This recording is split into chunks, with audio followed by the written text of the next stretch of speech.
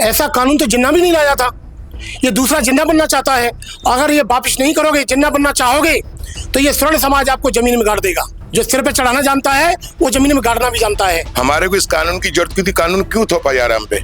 ये सब गुजरात की जो बना रखे ना अमित शाह और मोदी, ये बनना चाहते हैं कि हम जिन्ना बन जाएं और देश में फूट डालें और राज करें। ऐसा नहीं होगा। योगी जी ने बोला बटोगे तो कटोगे, लेकिन पहले ही बांट रहे हो आप लोग ना। मोदी अमित शाह इन्होंने देश का सत्यानाश कर दिया। अब देश हमारा, अब सपने में भी अगर योगी नहीं आया केंद्र में, तो सपने में भी बीजेपी अब केंद्र में नहीं आएगी। सरकारें ऐसी बहुत सारी कानून को लाती है जिसको लेकर लोग सड़कों पर उतर जाते हैं, प्रदर्शन करते हैं। चाहे वो किसान का बिल हो, चाहे वो 3 तलाक का बिल हो, चाहे बहुत तमाम तरीके के बिल जो प्रधानमंत्री नरेंद्र मोदी की सरकार में सत्ता में आई, जिसको लोगों ने जमकर विरोध किया। लेकिन इस बार विरोध यूजीसी को लेकर है। विरोध इसलिए कि विद्यालय जहां पर समानता का अधिकार बताया जाता है, समानता का पाठ पढ़ाया जाता है, उसमें क्या सामान्य वर्ग को, क्या सवर्णों को सरकार असुरक्षित महसूस कराना चाहती है। जो बिल 13 जनवरी 2026 में यूजीसी का जो नया नियम आया है, उसको लेकर तमाम जगहों पे विरोध प्रदर्शन हो रहा है और कहीं ना कहीं लोग इस बात से काफी नाराज है कि आखिर मोदी सरकार ऐसा क्यों कर रही है। दूसरी तरफ अगर मैं बात करूं विपक्ष की, तो विपक्ष इस बिल पे खामोश है। खामोशी का एक ही वजह है, अगर इस बिल को सही बता देगा तो ना चाहते हुए भी प्रधानमंत्री की, सत्ताधारी की तारीफ हो जाएगी, और अगर तारीफ नहीं की, बिल को गलत बता दिया, तो जो उनका वोट बैंक है वो कहीं ना कहीं नाराज हो जाएगा। इसी विषय पर बात करने के लिए आज हम एक ऐसी जगह पे पहुंचे हैं, ऐसे लोगों के पास पहुंचे हैं जो अपने विचार रखेंगे और बिना अभद्रता के, बिना बवाल के, और कहीं ना कहीं उनकी बात सुनना बेहद जरूरी, क्योंकि देश पक्ष का मकसद सिर्फ यही है कि स्पष्टता के साथ, बिना कुछ मिलाए, सही तरीके से आपको बात पहुंचाई जाए। भेदभाव आखिर क्यों? तमाम लोग मेरे साथ इस वक्त मौजूद हैं। सर, आप सभी का बहुत बहुत स्वागत है देश पक्ष में। क्या कुछ कहना चाहेंगे? यूजीसी का विरोध, जो बवाल इतना छिड़ा हुआ है, क्यों? बेटा, ये जो नरेंद्र मोदी जी ने जो कानून लाए हैं, हम सभी स्वर्ण समाज ने इनको सिर माथे पर बैठाया। सबने मिलकर के एक तरफा इसको वोट दिया। एक चाय बेचने वाले को हमने भारत का प्रधानमंत्री बनाया, सबसे बड़ी पोस्ट पर पहुंचा दिया। इसने हमारे साथ में इतना बड़ा धोखा दिया है, पीठ पीछे से स्वर्ण समाज के छुरा घोंपा है इसने। ये काला कानून जो लाया है, ऐसा कानून तो जिन्ना भी नहीं लाया था, ये दूसरा जिन्ना बनना चाहता है। काला कानून क्यों बता रहे हैं आप इसको? बेटा, ये हमारे आने वाले भविष्य, जैसे आरक्षण SC ST, उससे भी बड़ा ये कानून बना दिया है। हमारे बच्चों के आने वाले जो बच्चे हैं, उनके लिए काला कानून है।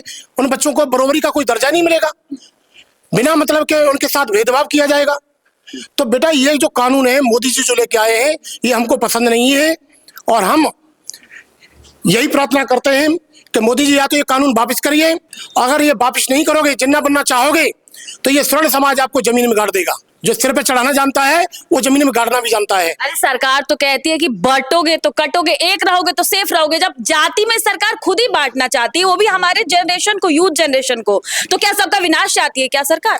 सरकार इनको बोला सेफ रहोगे, एक रहोगे सेफ रहेंगे, पर सरकार ने तो जाति में खुद बांटने का काम कर दिया है ना, खुद बांटने का। जब एक बात है, एक संविधान, एक कानून, सब कुछ है, तो ये अलग अलग जातियों में अलग अलग कानून क्यों बनाया जा रहा है? एक 30% वाला बच्चे को आप इतना ऊपर लेके जा रहे हो, एक 95 वाले को आप ये जाति में कौन बांट रहा है? सरकार ही तो बांट रही है, हम नहीं बांट रहे हैं, सरकार कर रही है काम को। तो कई जगह, कई बार देखने को मिला है कि उनके साथ गलत होता है, पिछड़ों के साथ। बेटा, कोई पिछड़े ने आज तक गलत, ब्राह्मणों ने कभी किसी के साथ गलत नहीं किया। आप भी देखिए, मंत्रों के पंडित जी जो होते हैं, एक शिवजी हैं, भोले बाबा हैं, उनको भी पूजते हैं। एक प्रजापति का काम करते ब्रह्मा जी, उनको भी पूजते हैं, और एक साके का काम करते हैं भोले बाबा, उनका भी काम करते हैं। तो बेटा, ब्राह्मण कभी जातिवादी में नहीं आया है, और ना ऐसा कोई सोचता है। ब्राह्मण सबको पूजनीय है, सबको बरोबर में लेके आना चाहता है, सर्व समाज को साथ में लेके चलता है ब्राह्मण। परंतु ये जो सरकारें हैं, ये हमारे विरोध में जहर घोल रही हैं, हमारे आपस में बंटवाना चाह रही हैं, ये गृह युद्ध करवाना चाह रही हैं।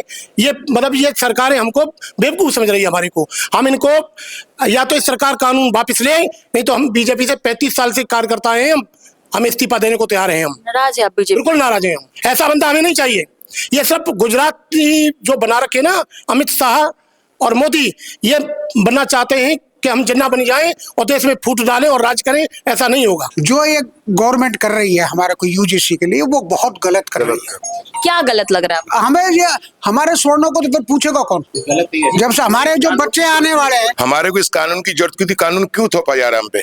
बाबा साहब अम्बेडकर ने तो सबको समानता का बाबा अधिकार साहब दिया, अम्बेडकर- पिछड़ों का भी सबका ध्यान रखा, लेकिन पिछड़ों के साथ तो भेदभाव होता हुआ है। पिछड़ों के साथ- भेदभाव को कम करने के लिए आया है ना ये एक्ट, फिर आप लोग बवाल क्यों कर रहे हो? आज से हम 40 साल पहले स्कूल में जाते थे, एक एससी भी हमारे साथ पढ़ता था, एक अपर क्लास भी पढ़ता था, एक राजपूत भी पढ़ता था। हम रोटी छीन के साथ खाते थे बैठ के। कभी हमने सोचा ही नहीं है एससी है वो है। तो ये कानून क्यों लाए यहाँ पे? आज से 50 साल पहले भेदभाव नहीं था, तो भेदभाव क्यों पैदा कर रहे हैं? योगी जी ने बोला बटोगे तो कटोगे, लेकिन पहले ही बांट रहे हो आप लोग ना। क्या चाहते हो देश को? नहीं, देखिए बहुत सारे ऐसे कानून तमाम आते हैं जिनका लोग विरोध भी करते हैं। आखिर यूजीसी 2026 आने के बाद इतना बड़ा बवाल क्यों? क्या इसमें राजनीति हो रही है या वाकई स्वर्णों के लिए कोई सोच ही नहीं रहा है, सरकार इसको किनारा कर रही है? देखिए राजनीति तो पहले से हिंदू मुस्लिम और समाज को बांटने का काम नहीं था, जब तक धर्म का बांटने का काम था वहां तक हमने बर्दाश्त कर लिया। चलो ठीक है भाई, हिंदू भाई एक रहे और एक हैं, लेकिन अब हिंदू में ही जातियों में बांटा जाएगा तो हम कब तक बर्दाश्त करेंगे? उसके बाद हमारे बच्चों पे बात आएगी जिसके लिए हम सारा भागदौड़ करते हैं। अगर उनके बच्चों का भविष्य खतरे में है तो इसके लिए तो हमारे को लंबी लड़ाई लड़नी पड़े, चाहे बीजेपी को त्याग पत्र देना पड़े, चाहे जिंदगी भर बाद में ये कानून वापस भी होगा तो भी हो सकता है हम बीजेपी के पास दोबारा ना जाएं, क्योंकि बार बार चाकू मारा जाता है, खंजर पीठ में लगता है और हम उसको हाथ जोड़ते हैं, पैर जोड़ते हैं, ठंडे बस्ते में डाल दिया जाता है। जबकि ये मेरे को जहां समझ में आ रहा है, ये जो साउथ में इलेक्शन हो रहे हैं, जो पिछड़े हुए उनसे पिछड़े हुए हैं, तो उनको इकट्ठा करने के लिए स्वर्ण तो हम समझते हैं बीजेपी कि मेरी जेब में है और अपनी जेब में हमारे भी स्वर्ण तो रहेंगे ही, तो इनको तो थोड़ा कभी भी हम फिर प्यार से दो शब्द बोलेंगे, योगी जी बोलेंगे और हम मान जाएंगे। लेकिन अब ऐसा नहीं चलेगा। योगी जी, मोदी जी, ध्यान से सुन लो, अब ये बहुत हो चुका है।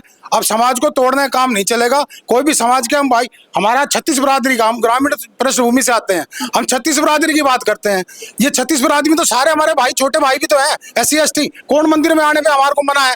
हमारे भाई हमारे मित्र हैं, लेकिन ये उसी में भी सेंधमारी कर रहे हैं। तो इससे देश का भला कहाँ हो रहा है और समाज का भला कहाँ हो रहा है? ये हमारी विदेश नीति का हाल बुरा करके छोड़ेंगे। सारे विदेशों में कहीं भी जाते हैं तो इंडिया का एक नाम ऐसा आता है, सारे धर्म समान वहाँ अच्छे से मिलकर रहते हैं। और ये ऐसा कर रहे हैं कि आगे चल के वहां पे हमारी क्या छवि रह जाएगी? जहां पे भी जाएंगे, और ऊपर से बच्चों को, अगर मान लो कोई लड़की है, मेरी बेटी है, अगर मान लो कोई छोटी SC ST वाला उसको कुछ कहता है, भाई मैं तेरा शादी या प्यार करता हूँ, वो मना करती हो तो उसमें केस डाल देगा उल्टा, उसको फंसाने के लिए बेचारी। तो लड़कों की तो बात छोड़ दो, मैं अपने बच्चों का कैसे भविष्य ठीक करूं? तो इसलिए अपने भाइयों को हमारे को आपस में लड़ाने का ये कार्य हो रहा है, जो कि हम नहीं चाहते हैं, चाहे वो होगा नहीं, लेकिन इनकी मंशा ये है कि खाली राजनीति करो और अपना चुनाव जीतो, बाकी जनता जाए भाड़ में। तो ये अब नहीं होना चाहिए। सारा समाज 36 बिरादरी एक है और एक रहेंगे और हम इसका सब मिलकर विरोध करेंगे। हमारा देश जो है सर्व समाज का देश है। आज तक हमारे देश के जाति भावना कुछ नहीं थी। अभी बड़े प्यार से देश चल रहा था। इतने साल से मोदी जी 12-14 साल से शासन कर रहे हैं। उन्होंने देखा कि सर्व समाज जो है वो तो सारा मेरे साथ है, उनको तो मैं बेवकूफ़ बना रहा हूँ, और इनको जो निचला समाज है, जो उससे थोड़ा कटा हुआ है, जो अदर पार्टियों में बटा हुआ है, इन सबको खींच के मैं अपने मंच पे लिया हूँ। उसको लाने के लिए उसने बहुत बड़ा वो ब्रह्मास्त्र कहते हैं ना, वो छोड़ा हुआ है कि अगर इसका जो विपक्ष की पार्टियां हैं वो विरोध करेंगी नहीं, विरोध करेंगी तो उनका वोट बैंक खिसके मोदी जी की झोली में। और मोदी जी ने जो बोला है, उन्होंने जो SPG जो लेके आ रहे हैं, उसकी वजह से सारा जो समाज है वो इनके पक्ष में आ जाएगा और विरोध कोई रहेगा नहीं, तो जीत तो मोदी जी क्यों नहीं है? सर, ये भी लोग कह रहे हैं कि कुछ भी हो जाए, यूजीसी आ गया कोई बात नहीं, सनातन का सपोर्ट करती है सरकार, इसीलिए हम सनातन के साथ है, चाहे मोदी जी कुछ भी कर दे। आप क्या कहेंगे इस पे? ये तो अंधभक्त है। सनातन का इससे कोई लेना देना नहीं है। जो सर्व समाज पढ़ेगा लिखेगा नहीं, हमारे बच्चे हमें क्या बोल के जाएंगे कि आपके टाइम में कानून आया और आपने कोई विरोध नहीं किया, हमारे को विरासत में ऐसा काला कानून ला के दे दिया जिससे हमारे एजुकेशन पे फर्क पड़ेगा। कोई बच्चा इंटेलिजेंट है हमारा सर्व समाज का, अच्छे नंबर ला रहा है, और दूसरे समाज का बच्चा उसको इरिटेट करके, बदतमीजी करके उसके कैरियर पर दाव लगा दे कि मुझे इसने बदतमीजी से बोला या जाति सूचक शब्दों का संबोध किया, तो पूरा उसका करियर खत्म खराब हो जाएगा।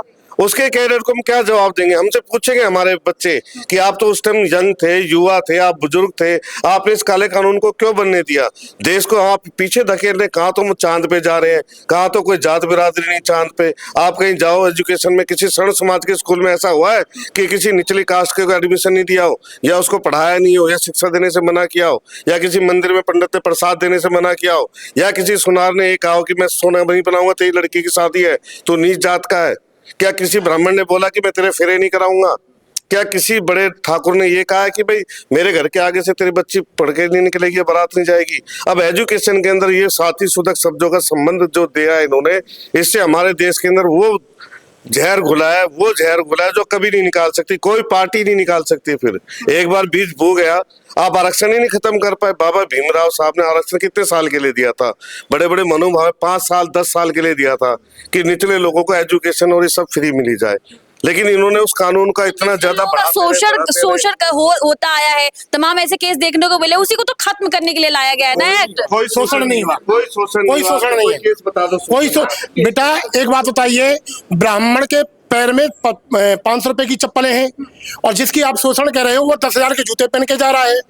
एक 95% वाला बस में धक्का खा रहा है और एक जिसको आप शोषण कह रहे हो, सरकार भी कह रही है, वो एक अपनी गाड़ी में 10 लाख 25 लाख की गाड़ी में जा रहा है, वो सीट पे बैठ करके ब्राह्मण को दुत्कार रहा है और ब्राह्मण पढ़ा लिखा होकर के भी उसकी बातें को सुन रहा है। शोषण कौन है? ब्राह्मण शोषण है, ये शोषण नहीं है। पंडित जी ज्यादा ही नाराज हो गए प्रधानमंत्री जी से ना? नहीं जी, प्रधानमंत्री जी चाय बेचते थे, हमने सोचा उम्मीद लगाई कि ये देश का कुछ भला करेगा, पर इसने भला नहीं किया।